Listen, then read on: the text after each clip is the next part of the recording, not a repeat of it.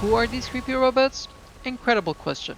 Well, the key to this whole mystery might just be that weird wooden glass 3D crystal thing, well, whatever we want to call it. But we'll get there in a minute. First, I need you to trust the process.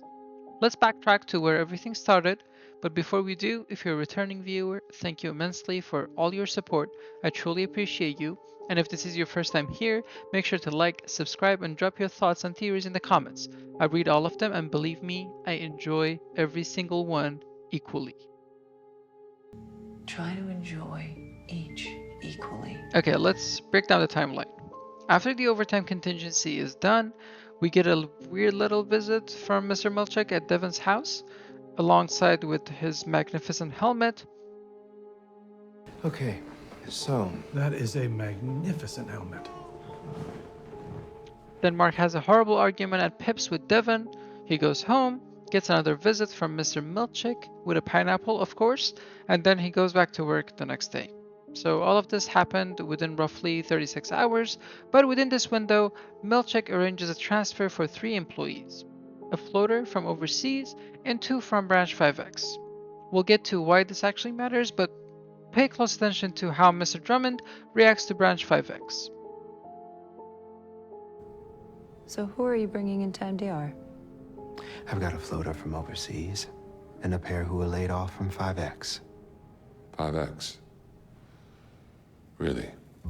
Now that you've seen his reaction, let's talk about why he reacted that way. You know, my old team was a bunch of dirtbags. We never hit quota. Not once. As you know, the work they do at Lumen is mysterious and important, so for a branch to never hit a quota on MDR would mean, well, a lot of things. We don't know exactly what they're doing, but hitting quota is the backbone of everything. So once Branch 5X shut down, Lumen probably got rid of all their stuff. Either they sold it for parts, which is not likely since Lumen even makes their doors in-house. And then Lumen, Yes. and they make their doors in-house. It's fucking hubris. Or they transferred the materials and personnel to other branches. Now Branch 5X probably isn't the closest one to our current branch, which is 501. Oh, hi. You probably don't recognize me from this angle. I'm the Lumen Administrative Building, Branch 501, and you're sitting in me right now.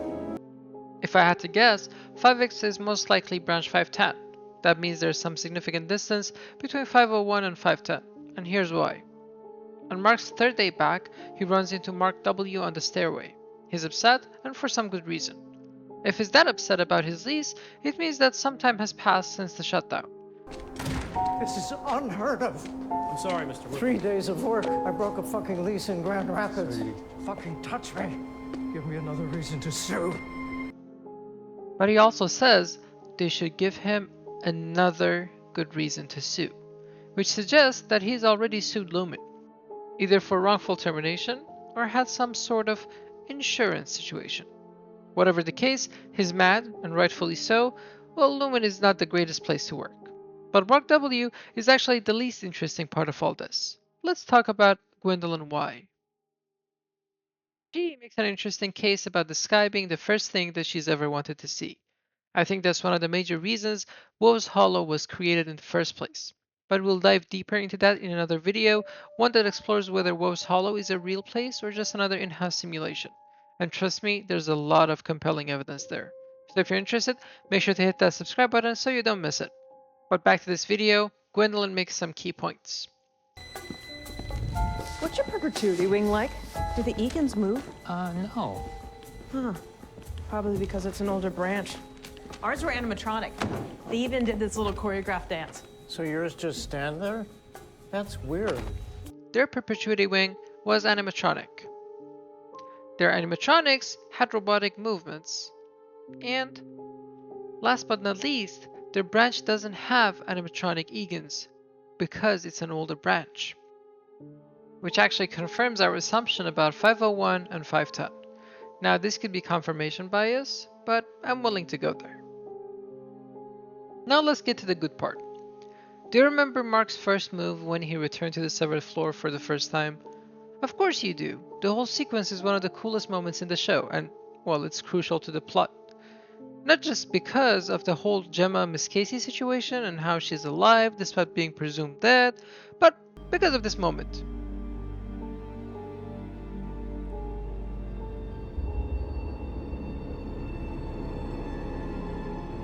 Now, who is that creepy figure in the hallway, you ask? Well, that's the quote-unquote man in hallway, played by Adam Gibson. He appears on screen for just a couple of seconds, and if you thought this was Mr. Milchek, actually that's a valid guess, but let me show you what Mr. Milchek was wearing that day versus what the man in hallway was wearing. Completely different outfits, which makes this even more interesting. And that's not Adam Gibson's only appearance. He also shows up in episode 4 as quote-unquote Shadow Mark. Now these shadowy figures, if we can even call them that, seem like the Dieter/twin versions of the MDR department. But they're just too creepy and out of touch with reality. Again, I just want you to remember, Severance is not really a sci-fi show. At least not in the sense of having crazy futuristic tech. So will Lumen really have robots running around? Probably not.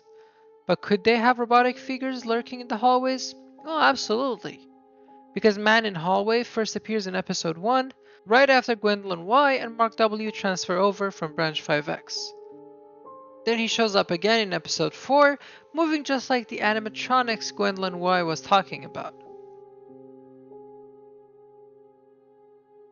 Little choreographed dance. So yours just stand there? That's weird. And now, let's wrap this up with the last piece of the puzzle. This wooden head thing. Seems insignificant, right? Well, it's not. What seems like just a funny little prop is actually a huge plot point, because what's said here confirms what I've been saying for a while now. In my first perpetuity wing, the eagens were brooms. Brooms? Each with a face made of a plate. A plate? We were very poor. Did you guys have the CPR dummies? Yeah. What were those made of? Brooms. Did you have an elevator? We had, how do you say, a rope. Jesus. These aren't magic elevators. They're just normal elevators. I mean, they used rope, so is the rope gonna make the ding sound? Do you remember that one part where Mark, Helly, and Dylan had a talk? Maybe it's just enough if they think the elevator is magic. So no one is in there? That's lax as fuck. Well, maybe it's enough that we think we're constantly being watched. It's too bad nobody told you guys that everything here is bullshit. But the ding to trigger transformation can be played anywhere, just like the overtime contingency. The fact that you have to go down the elevator is just a way to make sure everyone uses it. That way, employees and outsiders don't even consider the possibility of other access points. It's all about control, which leads to a huge question. What's stopping Dr. Rogabi from playing that beep inside Irving's head? Or even Mark's? Could that be what happened to PD? Was he reintegrated on the outside just by playing that right sound? Maybe that's why Irving keeps painting the exports hall while playing the same music over and over again, waiting for the right trigger.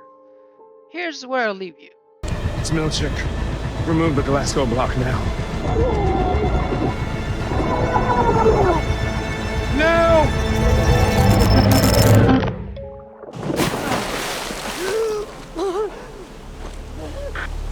And boy oh boy do I have some really juicy details for the next video. So make sure to subscribe, hit that like button, and stay notified. But that's it for this video, folks. Thank you so much for watching. Now what do you think? Are these shadowy figures just the innies? Are they clones? Are they twins? Or maybe animatronic robots from Branch 5X? Well, let me know in the comments. But until then, take care, stay safe, and I'll catch you in the next one.